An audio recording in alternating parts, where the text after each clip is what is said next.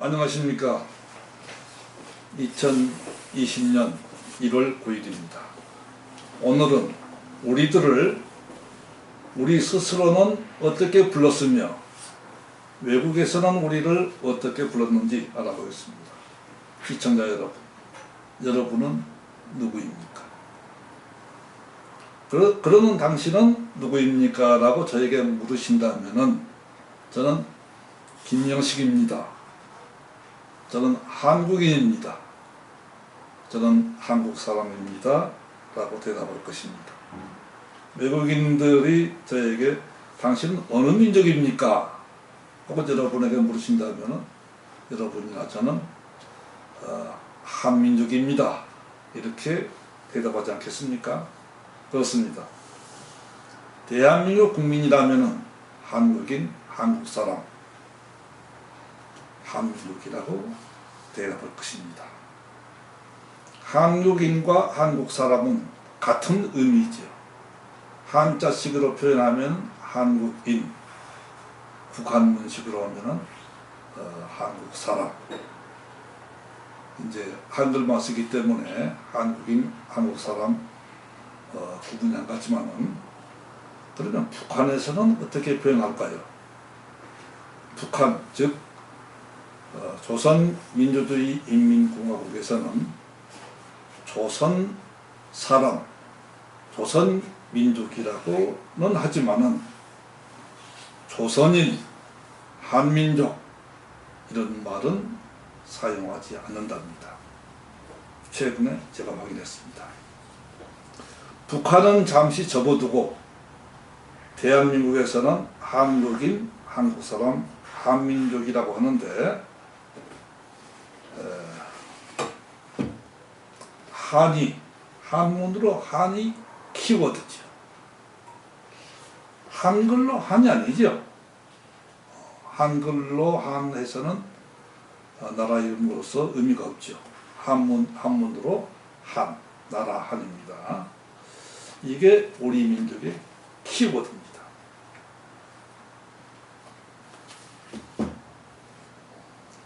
한자를 가르치지 않는 교육정책은 우민정책 중에 우민정책입니다.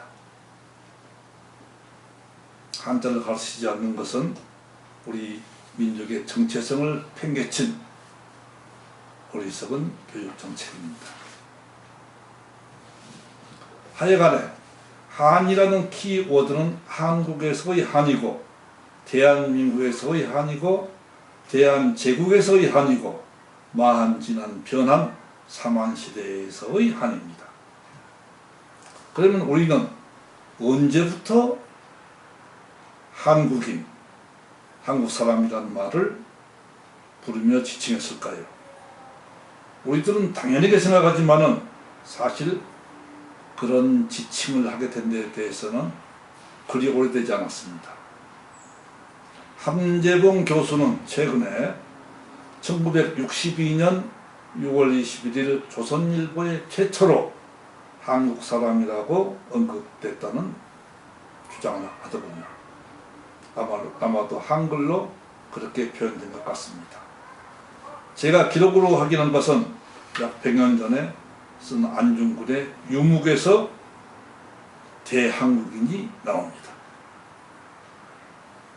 안중근 의사는 1909년 10월 26일 하얼빈 역사에서 일본의 거물 정치인 이토 히로부미를 권총 산발로 명중시켜 함정길로 보내고, 그로 인해 체포되어 여순 감옥에서 수감생활을 하다가 1910년 2월 14일 일본 법정에서 사형 선고를 받고 약 한 달 후인 1910년 3월 26일 처형되었죠.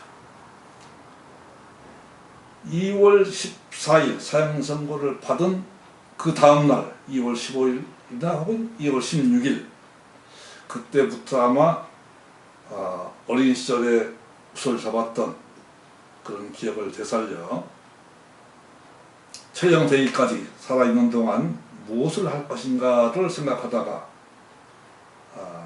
면회온 공근, 정근 두 동생에게 지필묵을 요청했을 것입니다.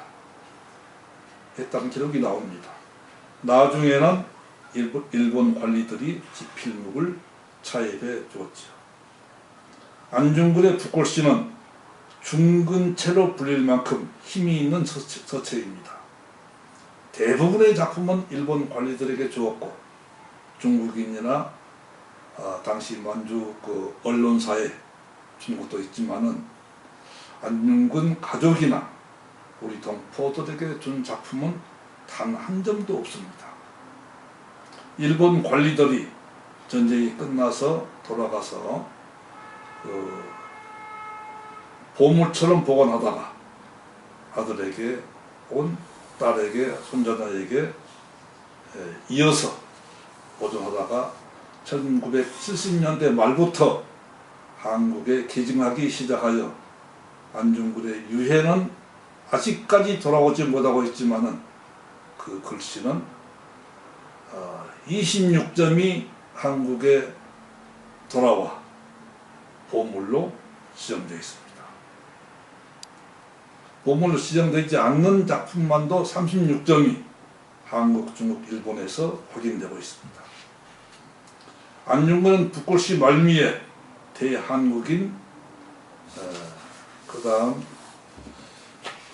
낙관을 찍어야 되는데 안중근의 왼손 네 번째 손가락이 잘렸지요. 손바닥 도장을 찍었습니다. 우리 근대 역사에서 가장 자랑스러운 인물을 꼽으라고 하면 저는 주저없이 안중근 의사를 꼽을 것입니다.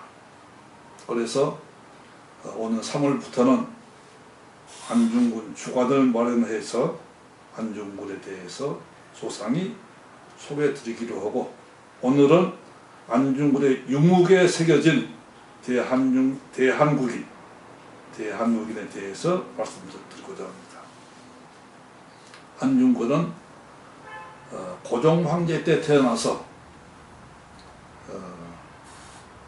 고종 황제가 대한 제국을 선포할 때까지 17년을 살았습니다. 그러니까 안중근이 18세 되던 해부터 대한 제국 백성으로서 31세 죽을 때까지, 즉 대한 제국의 백성으로서 살았던 사람입니다. 그래서 대한국인 안중근이라고 하고 도장을 찍었습니다. 여기서 큰 대는 그 당시 대일본 제국, 대청 제국 그런 분위기였기 때문에 고종 황제도 대자, 큰 대자와 제국을 붙여서 거기다가 우리의 키워드인 한을 넣어서 대한제국 이랬을 것입니다. 그런데 사실은 안중근은 대한국인이라고 쓴 것입니다. 대한이란 나라의 사람이다. 대한이란 나라의 백성이다. 이런 의미였을 것입니다. 즉 대한을 국명, 나라 이름 국호로 쓴 것입니다. 안중근의 단지 동맹하고 피로 쓴 대한 독립도 역시 나라 이름으로서의 대한이고, 지금도 우리 애국가에 대한 사람 대한으로 우리나라 만세, 대한 사람 대한으로, 그것도 역시 국호로 사용한 것입니다. 그러니까 안중근의 대한국인은 큰 한국인이 아니라 대한나라의 사람, 대한나라의 백성이라는 의미죠. 한자식으로 정확히 표현하면 대한인 이렇게 써도 무방하지요. 그러니까 한국인은 대한인에 이어서 일제강점기 35년은 1910년에서 1945년, 이때는 우리는 조선인이라고 부르지 못했습니다. 부르면 붙들려 갔어요. 뭐라고 불렀느냐? 믿을 수 있는 사람끼리는 조선이란 말을 썼을 것입니다. 조선인, 조선 사람. 그러나 서로 감시하는 체제였기 때문에 공식적으로는 황국 신민입니다. 천황의 신하인 황국 신민입니다.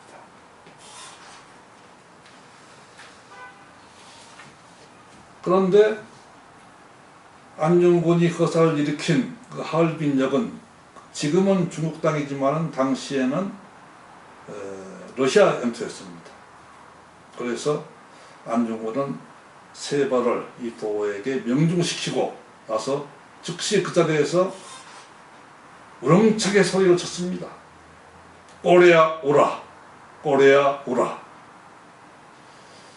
우리나라 많은 그 안중근 관련 책에 대한민국 만세를 외쳤다고 했는데 러시아어로 꼬레야 오라 이렇게 외쳤습니다. 당시나 지금이나 우리나라를 외국에서는 코리아, 프랑스어로는 꼬레, 러시아어로서는 꼬레야 이렇게 부르고 있는 것입니다. 우리나라가 일제에 식민지로 있던 그 시대에는 공식적으로 황국 신민이었습니다. 1937년부터는 모든 국민이 황국 신민 서사, 황국 신민임을 맹세하는 글을 암송을 해야 했고 신사참배를 해야 했습니다. 그 한국 신민 서사가 아동용하고 중고등학교 이상용 두 가지가 있었습니다. 대다수가 달달 외웠습니다.